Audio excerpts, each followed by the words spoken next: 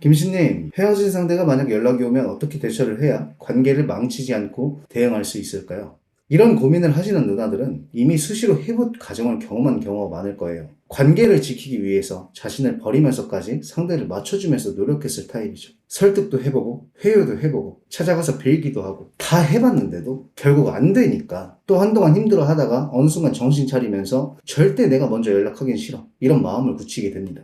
다만 생각이 워낙 많은 유형이라 복수를 다짐하다가도 그냥 연락이라도 왔으면 좋겠다 생각해요. 근데 사실상 남자가 연락을 한다 해서 관계를 다시 책임질 준비가 된 건 아니야. 누나도 상대의 의도를 파악할 수는 있어야 돼요. 좀 외로워서 할 수도 있고 심심해서 할 수도 있고 죄책감을 덜기 위해서 할 수도 있죠. 원래 작정하고 속이는 사람들은 연극도 잘해요. 그래서 절대 페이스 휘둘리지 않고 가야 되는 거야. 간절한 사람 마음 이용해서 자신의 정신적이든 육체적이든 결핍을 채우려고 하는 것 자체가 만만해서 그런 겁니다. 그래서 이때 중요한 건 대응이겠죠. 만약 연락이 왔어. 누나가 해야 할 첫 번째는 잘 말하는 것도 분위기를 맞춰주려고 하는 것도 아니에요. 제 멋대로인 상대의 속도를 맞춰주지 않는 것. 솔직히 바로 답장할 필요도 없어. 눈치 보지 마. 또는 좀 길게 연락 왔다고 해서 기다렸다는 듯이 똑같이 길게 이야기 안 해도 됩니다. 그리고 가끔 전화 오거나 부재중을 남기고 사라지는 사람들 있죠. 기다린 사람처럼 곧장 반응하는 사람들이 굉장히 많은데 우선은 반응하지 마세요.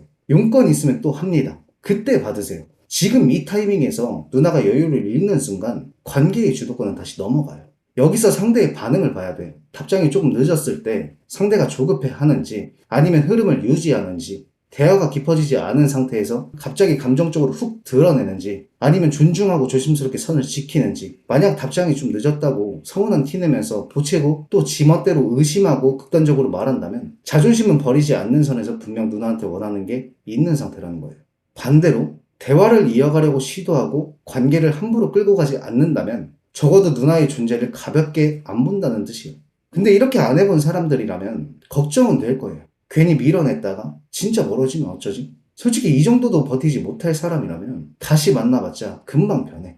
그러니까 나는 예전처럼 한없이 맞춰주기만 하지 않는다, 이런 느낌을 줘야 긴장을 안 풀죠.